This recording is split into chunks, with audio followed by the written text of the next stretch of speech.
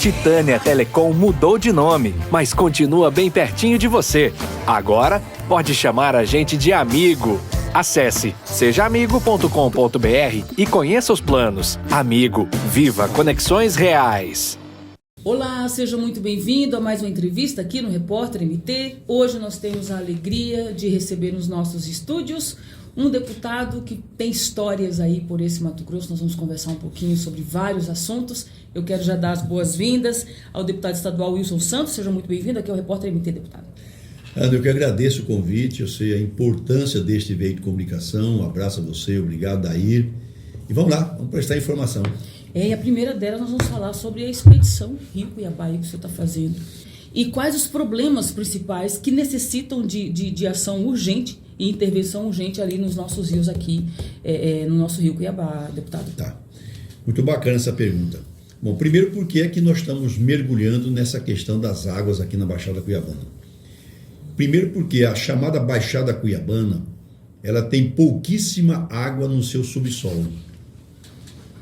Enquanto Rondonópolis, Campo Grande, Londrina, Curitiba, São Paulo se beneficiam do chamado aquífero Guarani, que é um gigantesco aquífero, ele chega aqui já finalmente nos seus estertores.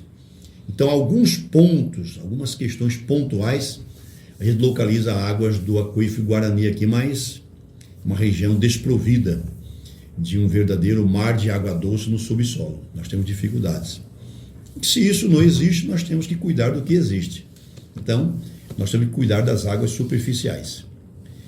E nada melhor do que você conhecer. É fácil falar, é fácil teorizar. Então, eu tenho colocado os olhos e o coração em tudo isso aí. Nós estamos concluindo, nas próximas semanas, os formadores do Rio Cuiabá. Já navegamos aqui 670 quilômetros da barragem de Manso até o encontro das águas do Cuiabá com o São Lourenço. Foram 5 dias de navegação com o rio cheio. E estamos concluindo a navegação sobre o rio Cuiabazinho, que é uma coisa inacreditável.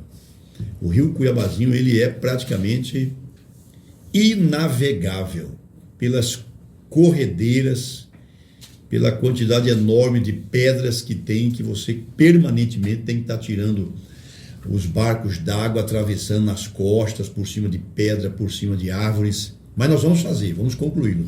Tem uma etapa que já começa agora, na primeira semana de maio? Já fizemos 2 etapas, vamos concluir a terceira agora. O rio Cuiabazinho, ele tem 124 quilômetros de extensão. É um rio altamente sinuoso, é uma verdadeira serpente. E cada curva dessa você tem que parar, tirar os barcos. Então a navegação dele é muito arriscada, é muito perigosa. Já tivemos problemas, já tivemos pequenos acidentes.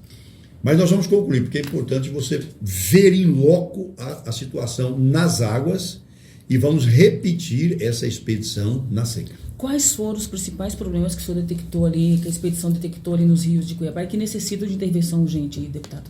Olha, você tem 3 tipos de rio Cuiabá. O rio Cuiabá, ele nasce a 734 metros de altitude e ele chega em Cuiabá com 165. São praticamente 570 metros de queda. Então você tem no primeiro trecho dele um rio de montanha, um rio estreito com velocidade, derrubando árvores, agredindo fortemente a mata ciliar. Depois, quando ele passa por Cuiabá, ele já é um outro rio. É um rio de planície. Você já não tem mais queda d'água, pequenas corredeiras, pequenos desníveis. E quando ele passa por Barão de Melgaço e vai embora, já é um rio de Pantanal. Então você tem 3 perfis de rio Cuiabá. Bom, quais são as principais agressões? Nesse primeiro trecho desse rio de montanha, da nascente dele até a entrada em Cuiabá, ele é um rio que está aparentemente em bom estado. Você não vê esgoto a céu aberto caindo nesse rio, você não vê mata ciliar destruída, você tem um rio em bom estado. A passagem do rio Cuiabá pelo perímetro urbano de Cuiabá e Várzea Grande é o trecho mais agredido. Esgoto a céu aberto de ambos os lados, lixo, muito lixo, muito lixo, muito lixo, uma loucura. Principalmente garrafas PET, plásticos, capacetes, é uma loucura. E depois de Cuiabá você vê uma quantidade inimaginável de tablados.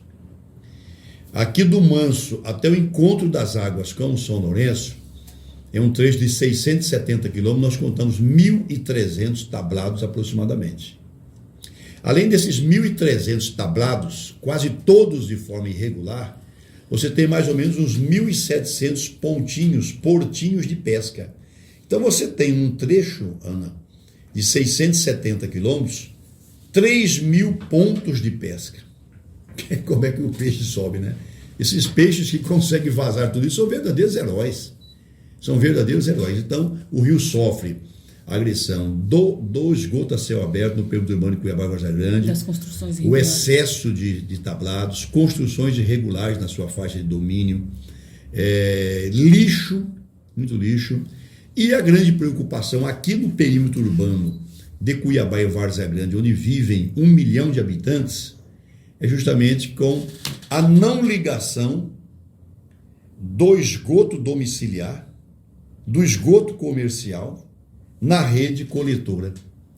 Aqui em Cuiabá, os serviços foram terceirizados. Então, a empresa Águas Cuiabá vem fazendo um bom trabalho.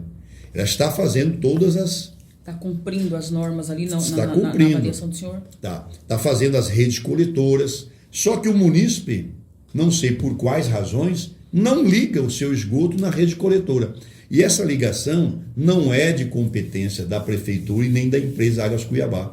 É de responsabilidade exclusiva do munícipe. Então nós temos cobrado da Águas Cuiabá e do prefeito Emanuel Pinheiro, como também da Câmara Municipal, uma solução para isso. De nada adianta você fazer as redes coletoras em todos os bairros de Cuiabá e área central se o munícipe não faz a ligação. Então o grande desafio nessa primeira rodada da expedição é encontrar uma solução para que esse esgoto produzido possa chegar à rede coletora. E no lado de lá do rio, Várzea Grande se comprometer de verdade, com um grande programa de esgotamento sanitário. Com relação aos tablados, como é que se resolve essas construções? Marinha do Brasil. Já tem conversado com ela? A Marinha do Brasil entrou conosco na expedição e acabou sobrando para ela uma enorme responsabilidade. Porque toda a construção dentro d'água é de responsabilidade da Marinha. E, infelizmente, isso nunca foi feito. Eu não sei sequer se a Marinha tem o cadastro desses tablados. Mas o alerta foi feito e parece-me que agora a Marinha está se mexendo. Tem um grande comandante aqui, o capitão Henrique Jorge, e eu acredito que a Marinha vai organizar a situação. Do jeito que está, não pode ficar. Não sou contra tablado, mas tudo dentro do limite, do bom senso, da prudência. O que existe ali que vira um comércio. Tem gente ali que tem 50 tablados para alugar. Aluga 200, 300 reais a diária. Quer dizer, virou comércio. E a função do rio não é só essa. Então, a expedição propiciou da Via Marinha descobrir algo que é da sua responsabilidade. Espero que tome a providência. Deputado, ainda vamos permanecer no Rio Cuiabá, porque tem uma lei, que é a lei de 11.865, que trata ali da proibição de PCHs, de construção de usinas elétricas e pequenas centrais elétricas ali ao longo do rio, né? Olha, estamos enfrentando poderosos economicamente, né?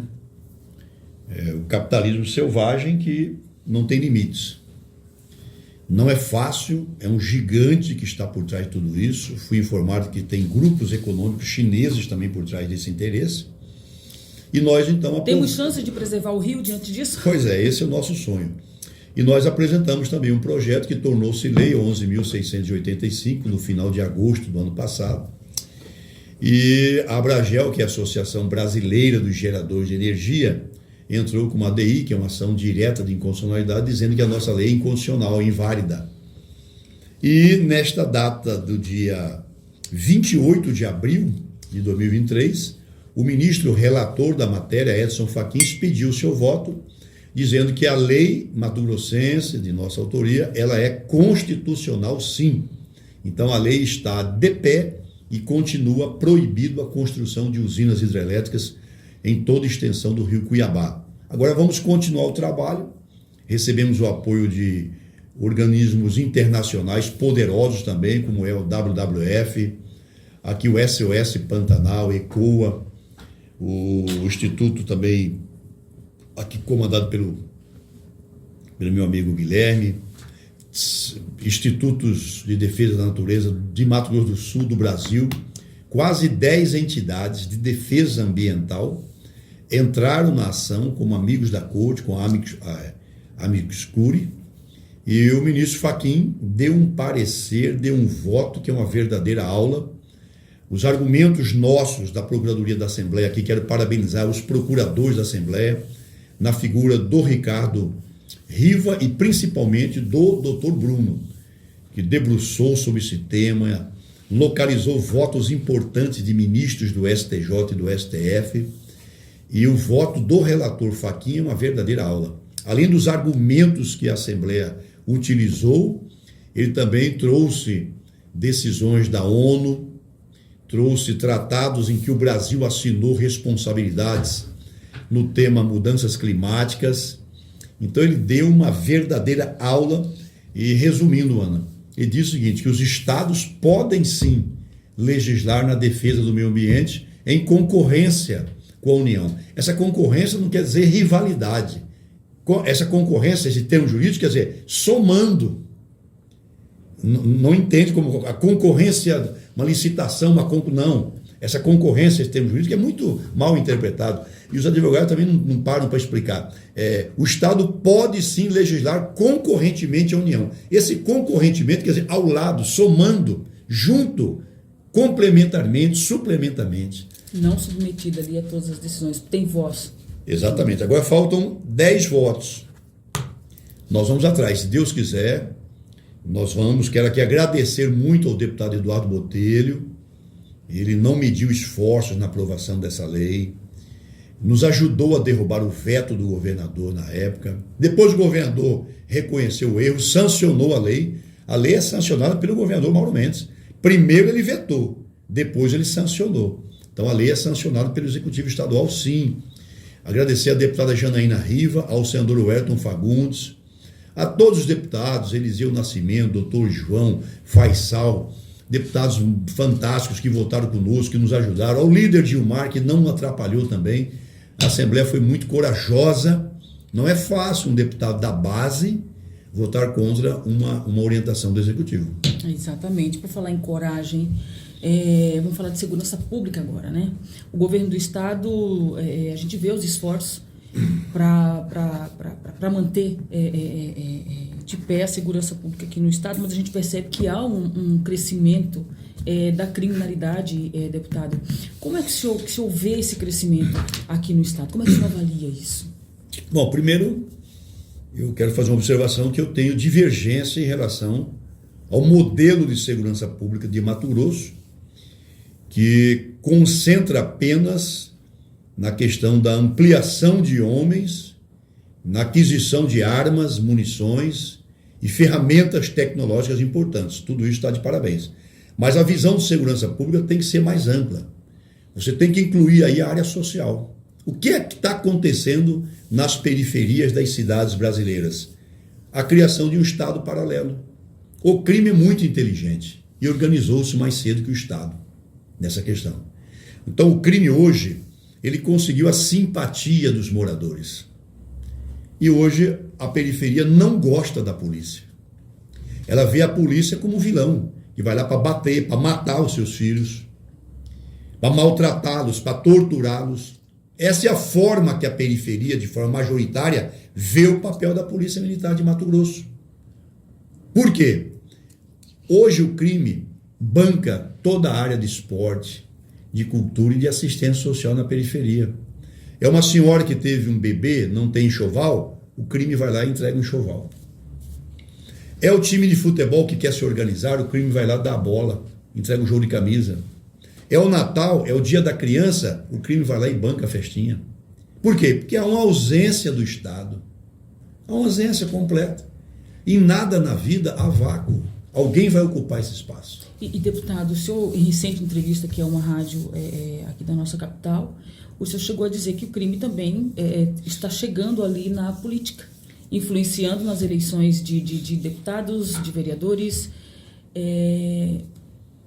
Explica um pouquinho melhor isso para a gente, essa sua fala, e quais são No que o senhor se baseia para fazer uma afirmação como essa? Ainda nesses argumentos, ainda nesse crescimento que o senhor acabou de citar aqui para nós, tem essa mesma forma?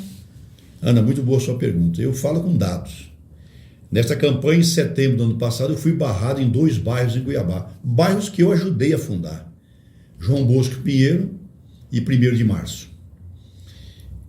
Estava um pequeno trio elétrico, né, que eu faço campanha corpo a corpo, sozinho. Estava ali pedindo voto no bairro. Alguém encostou o carro e gritou para mim: pai, aqui não, hein? Aqui nós temos candidato, pode ir embora. Mas eu sou teimoso, terminei, fui embora. Mas aí eu fui no outro dia no secretário Bustamante. Eu preciso falar com o senhor urgente. Ele me recebeu. Fomos colegas de faculdade, temos essa liberdade. Aí ele disse: você é o 4º, 5º deputado que vem aqui. Só que você é o primeiro que vem aqui para pedir providências. Os seus outros 2 ou 3 colegas que vieram aqui vieram me pedir para reinstalar tomadas para que os líderes do crime organizado que estão presos possam recarregar a bateria dos seus celulares. Isso é palavra, estou dando depoimento como deputado, como homem público que estou aqui. Estou citando o nome do ex-secretário Alexandre Bustamante. Aí eu perguntei a ele: quem são esses meus colegas deputados? Ele falou: não, isso aí eu também não vou falar. Tá? Nós vamos perguntar. Pois é, pode perguntar a ele isso. Eu estou dizendo aqui, quer dizer, já tem deputado na Assembleia. Ora, como é que um deputado estadual, no exercício do seu mandato, das suas prerrogativas, dirige-se a uma autoridade que é o secretário de segurança, o número 1 da segurança, pedindo a ele para recolocar tomada para que líderes do crime organizado nessas celas presos possam recarregar suas baterias? Quer dizer, não vai eleger, já elegeu. E se nós não retomarmos o território das periferias, o crime vai avançar. Vai avançar. A Assembleia tem se movido com relação à apresentação de projeto de leis, de iniciativas que possam, ao menos, fomentar essa transformação ou essa consciência com relação à periferia e os bairros mais pobres, os bairros mais afastados, ou os bairros onde o crime organizado tem voz ativa? Ana, eu tenho pontuado isso, eu tenho provocado isso em todos os veículos de comunicação que eu faço sempre as provocações. O modelo de segurança em Mato Grosso está superado. Nós precisamos não só colocar ferramentas tecnológicas modernas, mas também entender que segurança se faz também com cultura, com educação, com assistência social, com esporte. Porque toda vez que você abandonar essa periferia, o crime vai assumir essa garotada. E o que está acontecendo? Está surgindo um fenômeno novo chamado bandidolatria. A idolatria do bandido. Porque o garoto com 13, 14, 15 anos, ele começa a ver ali no bairro os caras que estão no crime usando o melhor tênis da parada, camiseta de última moda, as tatuagens mais interessantes, vestindo as roupas de grife, na motocona, alguns de carrões. Ele falou: eu quero tudo isso. Eu também quero esse tênis. Eu também quero essa camiseta. Eu também quero andar com essa moto, eu quero essa mina. Então, quer dizer, a referência dessa garotada, infelizmente, está sendo a bandidagem, é a bandidolatria. Com relação às escolas, vou pedir também a avaliação do senhor nesse aspecto. A gente teve aí umas situações bem complicadas há algumas semanas atrás, com escolas sendo invadidas, né, em todo o país, em algumas regiões aqui do país, mas aqui em Mato Grosso também sofremos ali algumas ameaças. Houve-se aí muitas discussões a respeito da solução, de como que se garantiria a segurança com relação a essas escolas. Qual que é a opinião do senhor especificamente nesse ponto? O senhor acredita que câmeras, o aumento de câmeras, botões do pânico, como foi sugerido, pode contribuir para que esses alunos, esses professores, as famílias desses alunos possam estar mais seguros? A presença da polícia nesses estabelecimentos de ensino, o senhor acredita que pode fazer a diferença? Acredito que soma bastante, mas eu penso que a principal ação tem que ser a volta dos pais para os seus filhos. A educação preliminar, a educação de casa está faltando. Não substitui. Os pais precisam trabalhar, sai cedo, empurra a criançada para a escola e deixa o professor se virar. Professor, o senhor se vira, eu tenho que trabalhar 8, 10, 12, 15 horas por dia. Tá? Então está faltando o pai olhar a mochila do filho, está faltando a mãe checar a lição de casa, ver a nota, fazer a tarefa junto. Isso desapareceu, não existe mais. Então essa primeira educação desapareceu. Chega o garoto lá sem referência de educação familiar, o professor também não tem condições de estar perdendo tempo com isso, porque tem que passar o conteúdo, são 200 dias letivos, certo? A supervisora, a diretora vai cobrar o conteúdo programático, o garoto tem avaliações que vai medir essa aprendizagem, quer dizer, então a família não dá educação inicial, empurra para a escola não tem essa obrigação. O professor faz o que pode, se vira nos 30. Então, na minha concepção, o grande problema, a grande origem, a causa, a gênese de tudo isso é o distanciamento dos pais dos seus filhos. Esse seria o grande, o responsável. Na minha opinião, sim. Pelo... A escola tem que voltar a fazer as reuniões de pais e mestres. A escola tem que se abrir nos finais de semana e feriados para trazer a família para dentro. A escola tem que cobrar dos pais essa responsabilidade. Pessoalmente, eu concordo com o senhor. Deputado, vamos falar agora a respeito da Secretaria de Saúde aqui de Cuiabá, falar da intervenção do Estado, porque o senhor já foi prefeito aqui, o senhor conhece Sim. muito bem Cuiabá e conhece todas as dificuldades e as possibilidades que essa cidade tem de repente não passar por essa situação que ela hoje enfrenta. Como é que o senhor vê essa questão da intervenção aqui no município, na capital aqui de Cuiabá? Eu vejo de maneira positiva e oportuna e legal. A intervenção foi pedida pelo Ministério Público Estadual, atendida pelo Tribunal de Justiça, o Executivo nomeou a interventora e a Assembleia respaldou essa nomeação. Então eu vejo de forma oportuna, necessária. Há uma má gestão realmente por parte aí do prefeito de Cuiabá, o fato é corrupção mesmo. A que se deve esse caos, né? Cuiabá acaba sendo esse epicentro dessa problemática da saúde que acaba aí atingindo o Estado, sim, mas sim. aqui acaba sendo mais forte, se afunilando os problemas ainda mais, tanto é que isso tem refletido negativamente demais na vida do cuiabano. As reclamações Sim. são constantes e reclamações sérias. É um conjunto de fatores que levou a esse caos. Um conjunto de fatores. A saúde pública no Brasil inteiro, do Oiapoque ao Chuí, carece de duas coisas: de novas fontes de financiamento e qualificação dos seus gestores.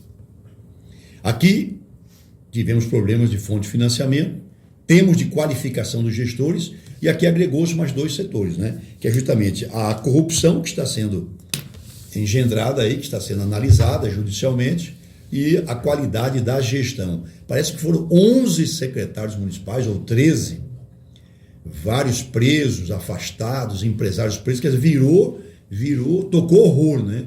Virou um horror tudo isso. Mas é um conjunto de fatores, né? Houve aí na minha concepção, o Emanuel não deu a atenção à saúde que ela merecia. Em que pese ele ter terminado o HMC, que é uma obra iniciada e planejada pelo prefeito Mauro Mendes, ele concluiu com a ajuda do governador do Pedro Tax, que colocou 50 milhões nessa obra do HMC, e também do presidente Michel Temer, que a prefeitura nunca ia terminar, não tinha dinheiro para isso. Então, apesar de ter terminado o HMC, a saúde, na minha opinião, não foi tratada de forma humanizada e nem prioritária pelo prefeito Emanuel. E ele colhe agora frutos de 6 anos de desprestígio um dos setores mais importantes da Cuiabanês. O prefeito Emanuel Pinheiro tem um desgaste gigantesco, principalmente agravado pela questão da saúde aqui na capital, mas mesmo assim tem batido no peito de que não há ninguém aqui que consiga enfrentá-lo nas eleições e que ele vai fazer o seu sucessor. E um desses, o principal apontado, é o Estopa, né, que é o secretário dele. A deputada Janaína chegou a declarar que isso é delírio de Emanuel, que ele está variando, está delirando, né? O senhor concorda com isso? Ou o senhor acha que ele vai conseguir, apesar de tudo isso, também por ser um político que tem experiência, tem lá suas habilidades, ele conseguirá reverter esse caso e aí fazer um sucessor? Como é que o senhor avalia isso? A capacidade de renascimento, de recriação do político não tem nenhuma outra atividade humana. Nenhuma. O Emanuel Pinheiro estava estava completamente no ostracismo. Quando em 2005 eu o trouxe para a prefeitura na condição de secretário de Transporte e Mobilidade Urbana. Ficou um ano comigo. Foi um acerto à época? Foi um acerto. Aí eu quis trazê-lo para ser meu secretário de governo, ele não aceitou e acabou pedindo para sair. Então, ele renasceu ali. Ele tinha perdido a eleição para deputado estadual, estava sem mandato, estava dando aulas na Unic, vivendo do FAP, que ele tem um FAP, e dando aulas de direito constitucional. Ele me apoiou em 2004, me ajudou, trouxe o PDT para me apoiar, e eu concedi ao PDT um espaço, o PDT indicou o Emanuel, e foi um bom secretário. Foi ele que fez a desativação do terminal da Bispo, Dom José, ele que implantou o cartão eletrônico no transporte urbano, fez uma boa renovação da frota de ônibus, foi um bom secretário. E aí, depois disso, ele saiu e ficou no ostracismo. Ele conseguiu depois se eleger prefeito, reeleger-se prefeito e eleger o filho federal 2 vezes. Então, não menospreze.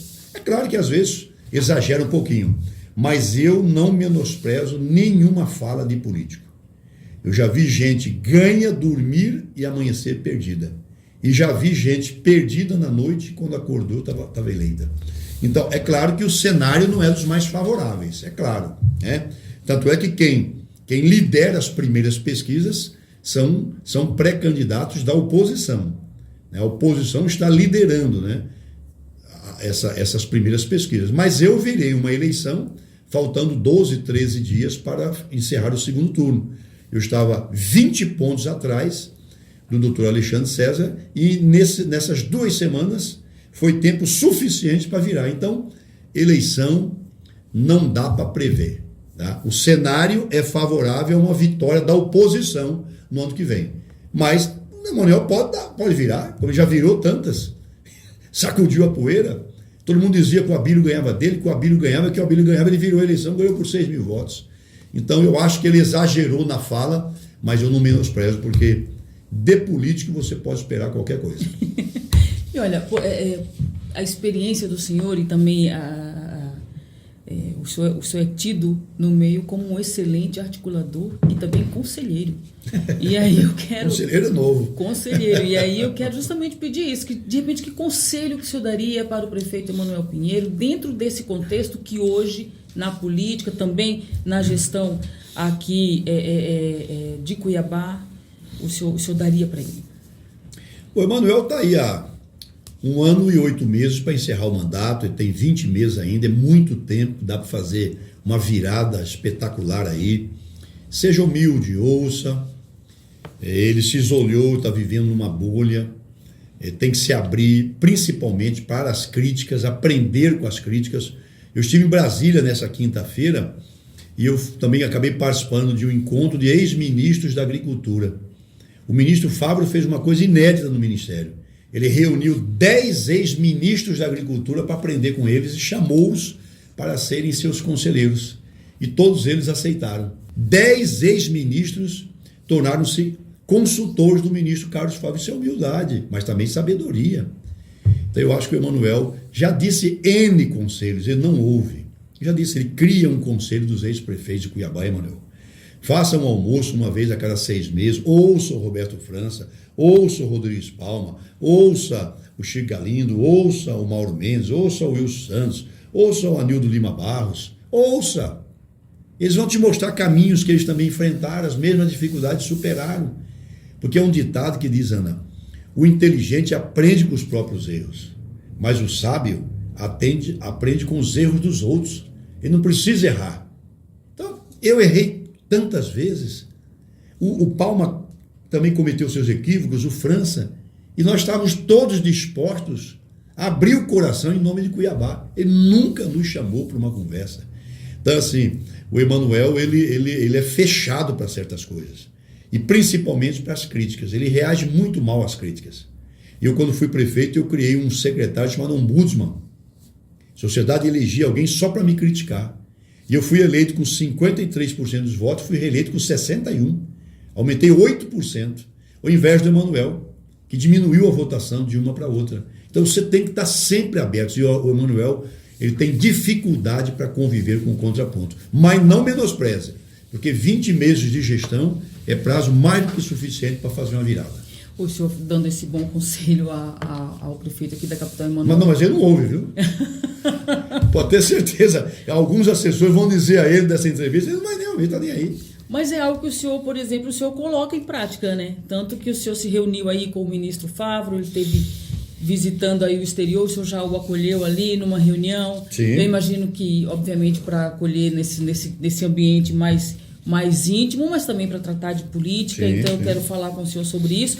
O senhor acredita que... Político fala de política até com a mulher na cama. Me diga uma coisa. Sim, mas me diga uma coisa. O senhor acredita que dentro desse contexto de enfrentamento a Emanuel Pinheiro, Botelho seria um nome forte o suficiente para isso? Teria condições? Primeiro, quero confirmar que o presidente estadual do PSD em Mato Grosso convidou o deputado Botelho para filiar-se ao PSD. Então, o senador Carlos Fávaro, que é o presidente do PSD em Mato Grosso, convidou sim. O deputado Botelho está sim convidado pelo presidente estadual e respaldado pelos demais membros para filiar-se ao PSD, como também o senador Jaime, o deputado Júlio, todos foram convidados pelo senador Carlos Fávaro. Eu posso falar em nome do senador Fávaro sobre esse convite. Primeiro. Segundo, eu penso que há dois nomes especiais nessa caminhada para a Prefeitura de Cuiabá. Um é do deputado Eduardo Botelho, o outro é do deputado Fábio Garcia. São dois nomes que, na minha concepção, têm condições, porque se a Prefeitura continuar nesse caminho que vai, se o Emanuel não conseguir dar uma guinada na sua gestão, o próximo prefeito de Cuiabá vai perder pelo menos 2 anos, 3 anos de mandato para arrumar a casa. Nós precisamos de um gestor, alguém que tenha experiência com números e que tenha coragem para tomar atitudes duras e impopulares. Você acredita que esses dois nomes citados, Fábio Garcia e Botelho, têm condições? Acredito que esses dois nomes têm condições, reúnem condições, e também tenho simpatia, vejo com bons olhos também o nome do deputado Lúdio Cabral. Eu penso que dificilmente vai fugir de um desses três o próximo prefeito da capital. É claro que política pode surgir um nome novo que regimente, pujante, que sacuda a sociedade. Ninguém sabe, um desembargador, um ministério público, um grande empresário, um artista local, pode surgir.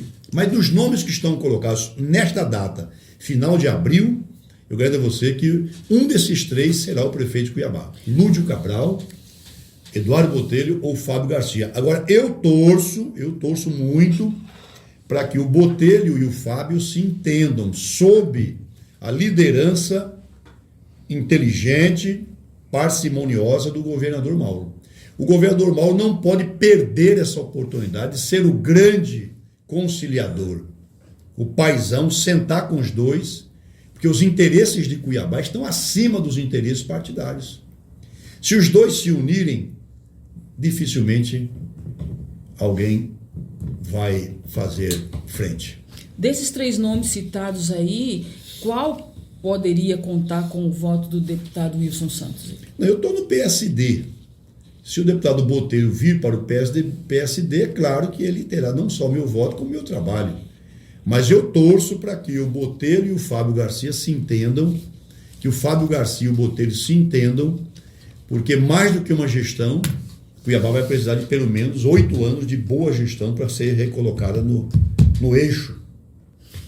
Quando a gente fala de política, o tempo ele é sempre escasso, né? Por isso que eu já vou me adiantar aí para 2026, para querer saber aí das suas pretensões. O senhor que já tem aí uma experiência danada, enfim, atuando na política aqui em várias esferas aqui do estado, o senhor já pensa nisso, pretende continuar ali na Assembleia como deputado, buscando aí a reeleição, ou pretende mudar de áreas e de repente pleitear um outro cargo, ir para um outro setor? Quais que são os seus projetos futuros nesse aspecto, deputado? Ana, meus projetos são muito modestos, né? A reeleição a deputado estadual, quero continuar fazendo o meu trabalho, mais à frente ir à Prefeitura de Chapada.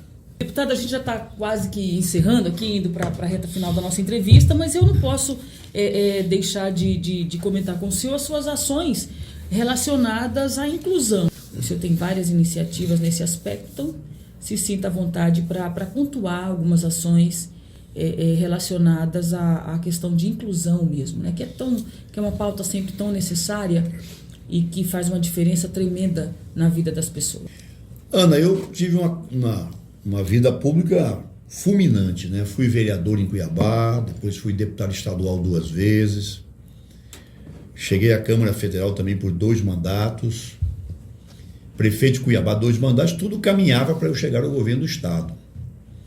Houve um erro de avaliação política em 2010, acabei renunciando ao mandato da prefeitura de Cuiabá e fui punido pelo povo.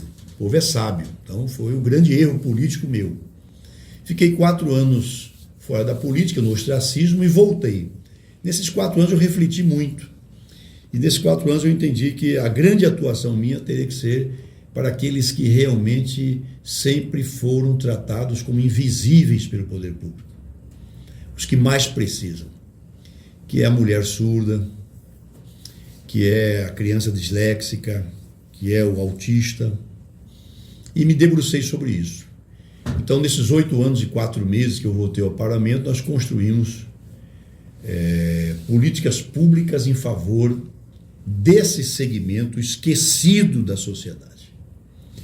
Então, hoje, a Assembleia de Mato Grosso é a referência número 1 no Brasil quando o assunto é dislexia e autismo. Já fizemos 7 seminários sobre dislexia, já há leis extraordinárias, consolidamos a Associação Dislexia em Mato Grosso, que virou referência nacional. Temos ajudado a fundar várias associações de dislexia, Bahia, Minas Gerais, Distrito Federal, Goiás, nascidas aqui de Mato Grosso, das nossas orientações aqui, da Gabriele, do nosso pessoal. E agora o autismo avança também bastante. Então, fizemos, neste 27 de abril, o 3º grande seminário sobre o tema autismo, né? Trazemos promotores de justiça, cientistas que tratam do tema, neurologistas, psicopedagogos. É um dia muito rico e isso resulta em ideias que nós transformamos em políticas públicas. Por exemplo, Mato Grosso agora acabou de comprar 41 milhões de reais em material didático específico, personalizado para essas crianças. É o primeiro estado do Brasil que tem um trabalho nosso. Hoje o autista chega, ele tem um caderno, ele tem um livro específico para ele, que faz com que ele corte caminho, que ele acelere o aprendizado. O disléxico é a mesma coisa. A pessoa surda, especialmente a mulher surda, né? Às vezes, muitas mulheres reclamam da vida. E nós temos convivido aqui na Assembleia com mulheres surdas, são negras e às vezes cegas. Imagina um ser humano, mulher, negra, cega e surda. E a Constituição diz que todos nós somos iguais perante a lei, que todos têm direitos. Então nós temos lutado para colocar os intérpretes de Libras, né, nas delegacias de polícia, porque como com a mulher surda, depois de ser espancada, violentada sexualmente, como é que ela consegue comunicar com o escrivão, como é que ela consegue comunicar com o delegado? Mato Grosso já conta com esse trabalho, com esse serviço? Já temos leis. Já está em vigor, já está funcionando? Ah, claro que não. Mas nós vamos avançar. Dr. Deusdete Cruz, assim como Zé Antônio Borges Pereira, são exímios cobradores no Ministério Público. O Ministério Público tem mudado de perfil nos últimos anos de Mato Grosso. Na minha concepção, tem sido o Ministério Público com mais resultados pragmáticos, tem ajudado mais a sociedade do que aquele Ministério Público falante, gritador, que eu adorava aparecer na televisão. Que tem que aparecer em televisão, em rádio, é o político. Esse que submete ao voto, apanha igual o cachorro. Esse que tem que falar para a sociedade. O Ministério Público tem outro papel. Expede nota, acabou e apresente resultados. E este da gestão do Dr. Zé Antônio Borges para cá, a gente tem visto resultados fantásticos com procuradores de justiça, promotores trabalhando em silêncio, mas produzindo resultados concretos. Então, são eles, esses promotores e procuradores, que nós provocamos, porque eles são os fiscais da lei. O papel meu como legislador é elaborar a lei, ouvir o reclamo popular, debater com a sociedade, trazer para o parlamento, transformar aquela ideia em lei. A partir daí, quem tem que fiscalizar se a lei está sendo cumprida ou não sou mais eu. É o Ministério Público, esse é o papel dele constitucional. Nós temos cobrado e temos tido bons resultados. Então, se Deus quiser, nós vamos aos poucos, sabemos que tudo isso é gradual, Ana. Vamos equipando aí as delegacias principalmente, outras repartições importantes com os intérpretes, né? Que a Libra é a língua brasileira de sinais. E ela tem que ser vista como a segunda língua mais importante do país. Português, antes do inglês, tem que ser a Libras. Muito bem. É isso, minha gente. Olha, antes de finalizar, eu quero até comentar com o senhor uma situação. O senhor disse que quem tem que aparecer na TV é o político, o senhor já está fazendo isso. É inegável os seus talentos enquanto comunicador e orador, enfim. São falas que não precisam ser ditas, porque quem acompanha o seu trabalho e quem lhe conhece sabe disso. Professor, né? Tem facilidade. Muito tempo e muito habilidoso também nessa área. Mas aí, o senhor foi contemplado com o diploma de jornalista. E isso gerou algumas críticas.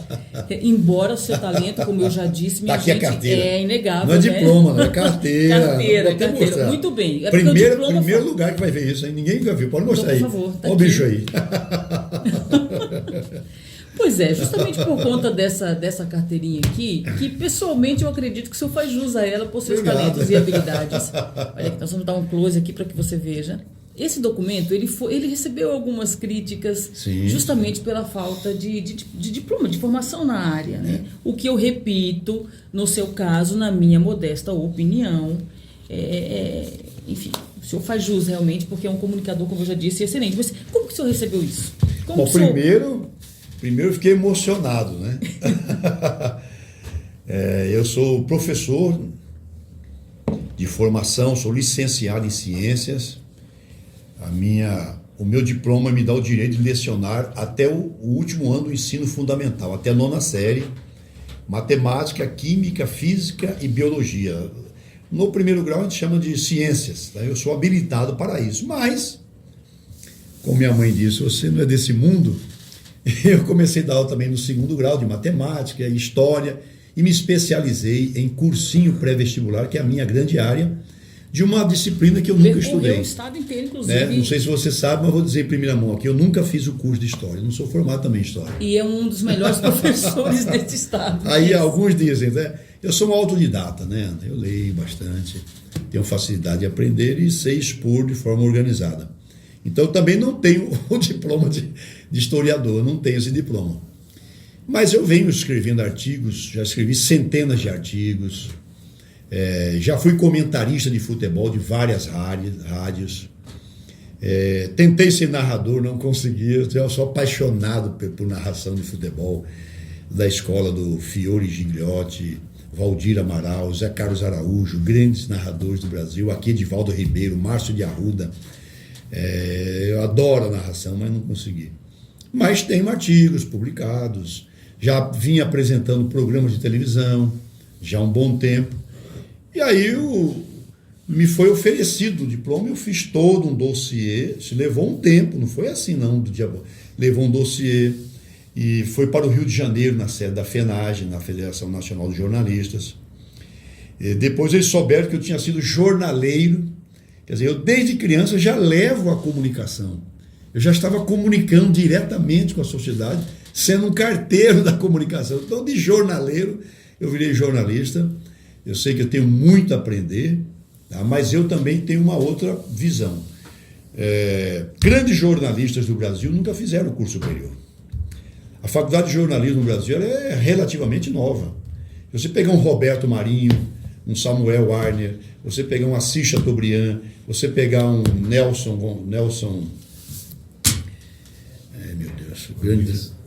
Rodrigues, não tinha nem faculdade de jornalismo naquele tempo. Foram grandes, talvez os maiores jornalistas. O jornalismo, como outras atividades, a própria advocacia, né? Você tinha os chamados rábulas, que eram advogados que não tinham feito faculdade. mas iam para os tribunais exímios defensores. O autodidatismo no Brasil, infelizmente, não é valorizado.